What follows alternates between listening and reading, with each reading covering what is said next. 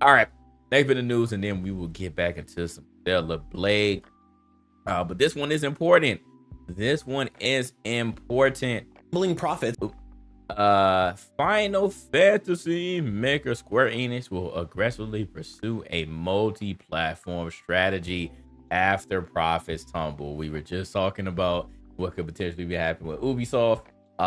If this game does fail, and Square Enix, it looks like that Avengers situation, they bet on the Avengers IP and it failed, and they're still trying to recoup their losses from that.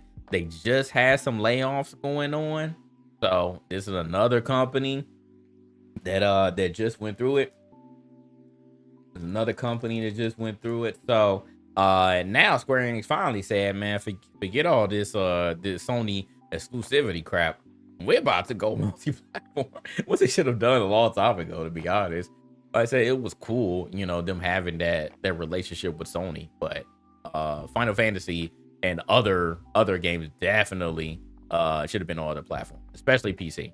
People have been waiting on Final Fantasy 16 on PC. People have been waiting on Final Fantasy 7 remake on PC. So now we're waiting on Rebirth, because now remake is on there already. So we're waiting on Rebirth now to come on PC.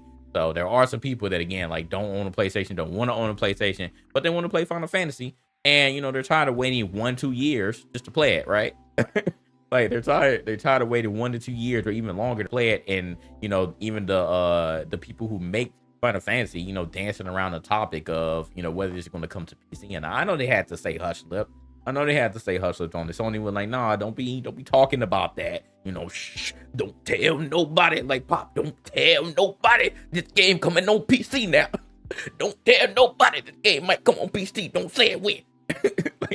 like pop, sugar pop. Like they just can't say it. Like Sony really like was telling them to shut up. So I get it.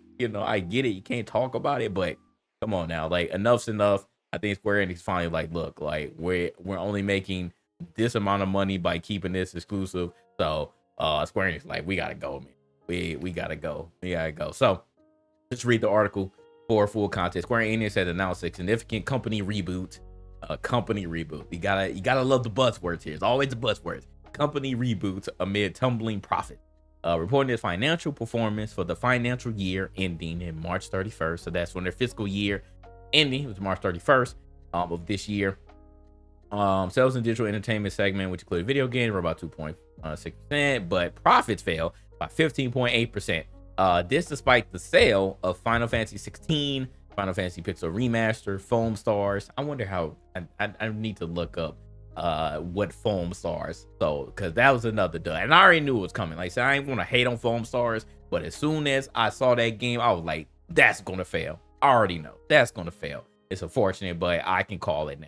And Final Fantasy 7 Rebirth. Specifically on HD games, a subcategory Square Enix uses to encompass all of the above games. The company saw a significant operating loss of $51.9 million. That's a lot of money. That's a lot of money to be losing on these games that have come out. Final Fantasy 16 and 7 Rebirth both launched as PS5 exclusives. And while Square Enix has announced a sales figure for 16, it is yet to do with Final Fantasy 7. In the financial report, all Square Enix would say that it suffered from an incomplete journey to better profitability in HD game development. That means also Final Fantasy 16 did not sell as well as they thought. And that it had launched many titles, but some failed to live up to profit expectations. I don't know if you thought Foam Stars were going to live up to any profit expectations. Like I said, I would love to see what y'all thought Foam Stars were going to sell. But Final Fantasy 16, and whenever they release the numbers for Final Fantasy 7 Rebirth, I'm sure that probably didn't sell as well as they thought either. So we'll have to see when that comes out. It's especially outsourced titles. Like some AAA titles, seem like Final Fantasy 7 Rebirth, at least is including that, which I thought before I even read that. In response, they announced what's called Square Enix Reboots and Awakens 3-year plan for rebooting for long-term growth.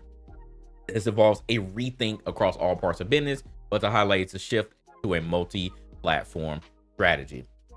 They're going to aggressively pursue a strategy that includes Nintendo. Hey, shout out to Nintendo. We finally get some more games that are gonna probably run like crap until the Nintendo Switch 2 or attach or whatever you want to call it comes out. PlayStation, Xbox, and PCs. Note the wording here of Nintendo platforms, because again, another Switch successor is rumored to come out next year. As part of this push, Square Enix said that they're going to build an environment where more customers can enjoy our titles in regards to what your authority. Said though Square Enix has yet to announce specific beyond Final Fantasy 16's upcoming launch on PC. So again, it's that's already announced to come on PC. We already knew that, but then we're going to wait on Final Fantasy 7, and we'll see if any other games will also drop on PC or other platforms. So there's also a shift from quantity to quality, huh? I wonder. Last time we heard that, yeah, you can't be dropping all these games because you're gonna just lose money. That's kind of a an obvious point, especially with them. Foam Stars had no sales numbers. I wonder will we ever see them? Saying the bid to deliver insured fun, they've been accused of pumping out too many Final Fantasy games in too short of a time frame. So perhaps this means the release of major Final Fantasy games will be spaced out more.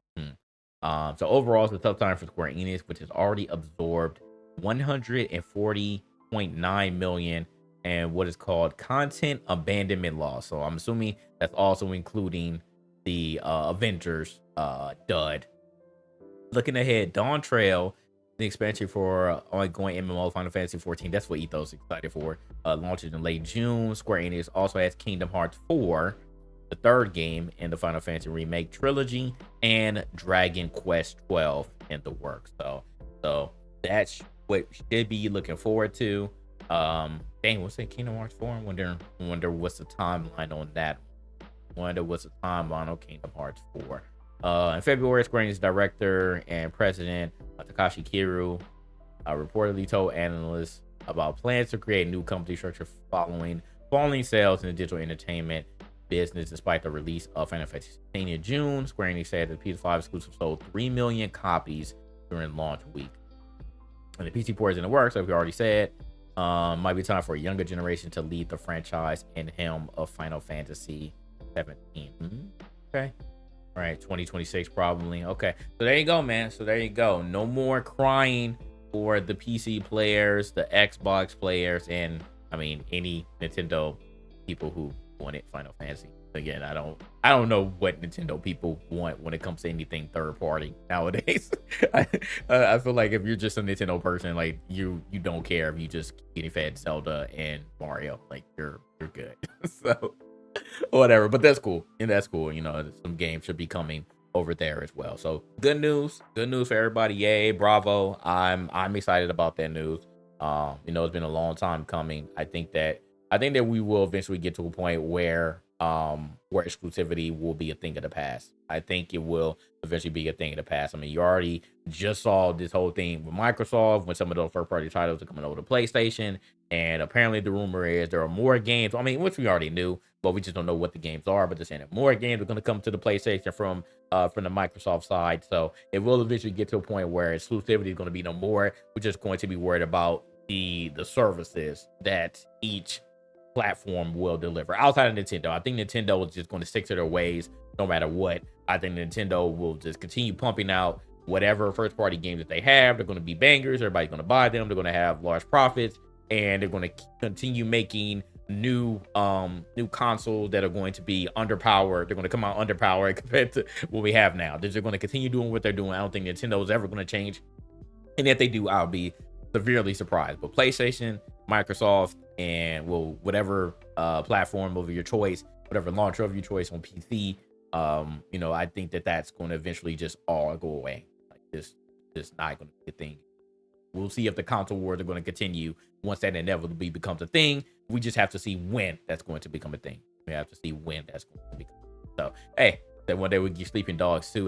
That is a franchise Square Enix got an answer for. I should be on their head too about that. We need to get another Sleeping Dogs. Don't just let that title die.